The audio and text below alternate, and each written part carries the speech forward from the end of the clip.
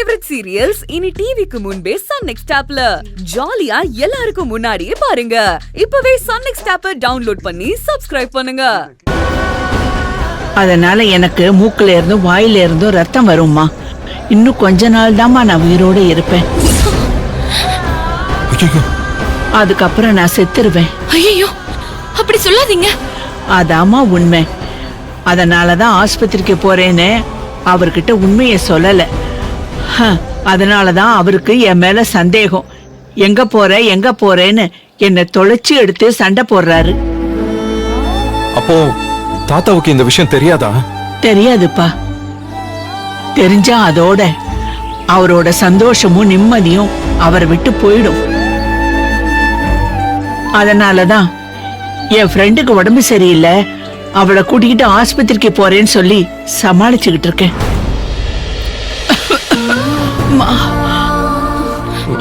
பாட்டி என்னாச்சு? என்னாச்சு பாட்டி? ரொம்ப தாகமா இருக்குப்பா. அர்ஜுன், நீங்க போய் பாட்டிக்கு ஒரு பாட்டில் தண்ணி வாங்கிட்டு வாங்களேன் ப்ளீஸ். சரி, ஃபாஸ்டா வந்துருங்க. நான் சீக்கிரம் வந்துடுறேன். என்ன பாட்டி இது?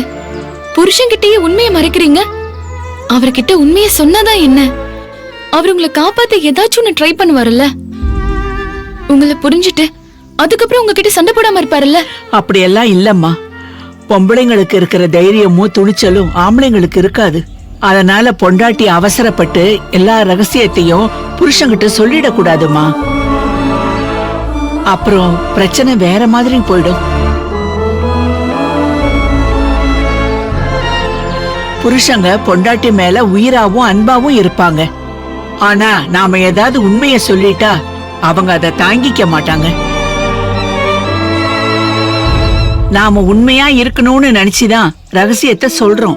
ஆனா அது அவங்களுக்கு புரியாது. நாம ஏமாத்திட்டதா நினைப்பாங்க.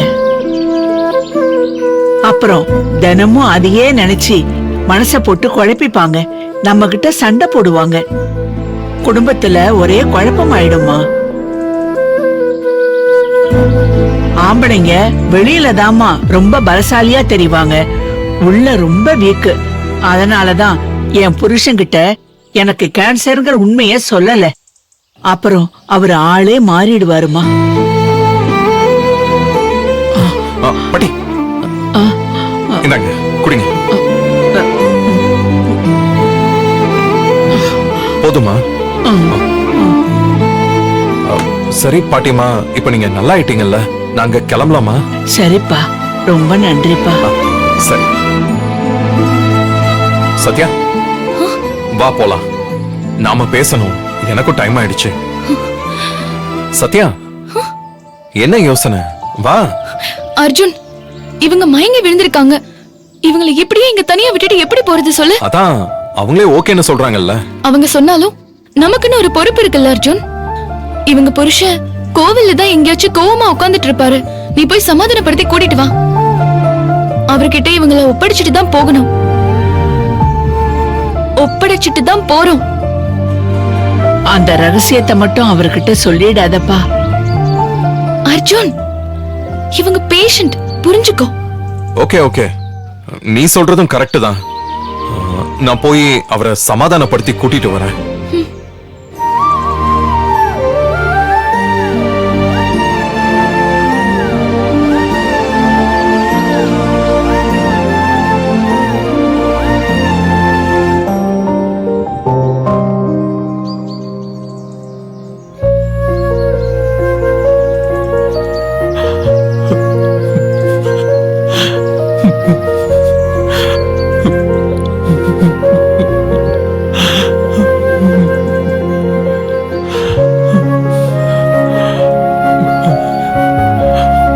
தாத்தா, என்னாச்சு? ஏன் அழறீங்க?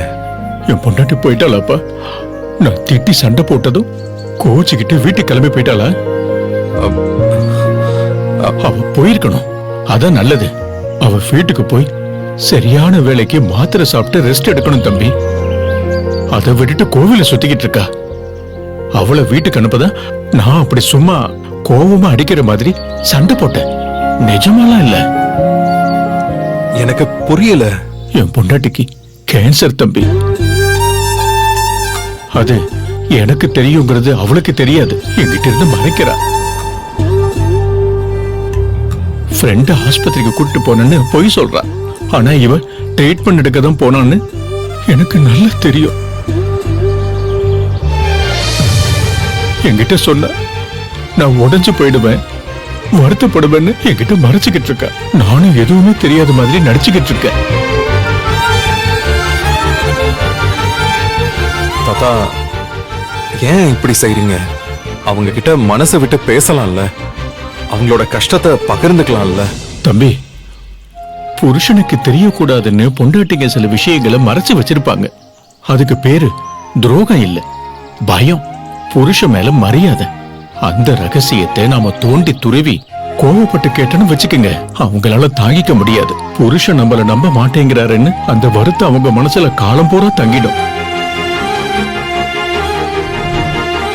அதனால அவங்க சொல்லாத விஷயத்தை நாம வலுக்கட்டாயமா கேட்க கூடாது. இதான் சந்தோஷமான தாம்பத்தியத்துக்கு அடையாளம். நாம கட்டாயப்படுத்தினா இவரு நம்மள நம்ப மாட்டேங்கிறாரே அப்படின்னு அவங்களுக்கு நம்ம மேல வெறுப்பும் கசப்பும் தான் தம்பி வரும். அவங்க மனசிறங்கி ஒரு நாள் சொல்லுவாங்க. அது வரைக்கும் நாம காத்துக்கிட்டு இருக்கணும். அப்பதான் அவங்க அன்பும் பாசமும் காலம் பூரா நம்ம மேல நீடிக்கும். இல்லனா வாழ்க்கை பூரா சண்டையும் சச்சரவும் தம்பா. பொறுமையா இருக்கிறது பொம்பளையோட குணம்னா பெருந்தன்மையா இருக்கிறது தான் ஆம்பளையோட பலம். இப்போ அவளுக்கு கேன்சர் இருக்கிறது எனக்கு தெரியக்கூடாதுன்னு அவ நினைக்கிறா. நானும் தெரியாத மாதிரியே நடிக்கிறேன். ரெண்டுமே அன்புதான் தம்பி, அளவுகோல் தான் வேற வேற. சரி தம்பி, நான் வீட்டுக்கு போறேன். அவ தனியா இருப்பா, மாத்திரை சாப்பிட்டாளான்னு பாக்கணும். அவங்க வீட்டுக்கெல்லாம் போகல தாத்தா, அவங்க இங்கதான் உட்கார்ந்துருக்காங்க. நீங்க போய் கூட்டிட்டு போங்க. அப்படியா? அடடா, போய் மாத்திரையை போட்டுட்டு அவ ரெஸ்ட் எடுக்கணும். சரி தம்பி, நான் போய் அவளை கூட்டிட்டு போறேன்.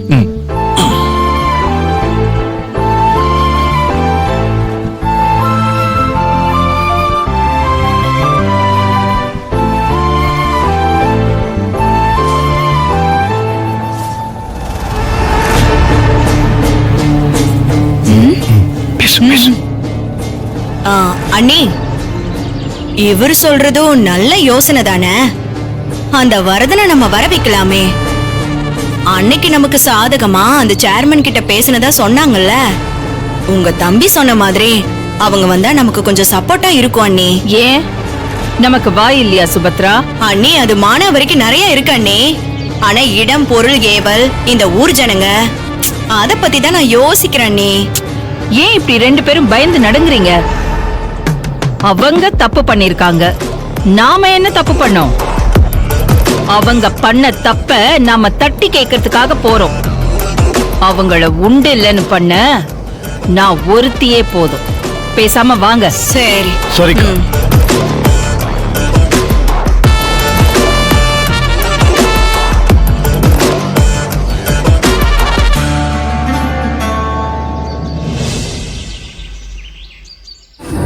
வரம்மா. நன்றி. தேங்க்ஸ்மா. போயிட்டு வரோம். வாமா.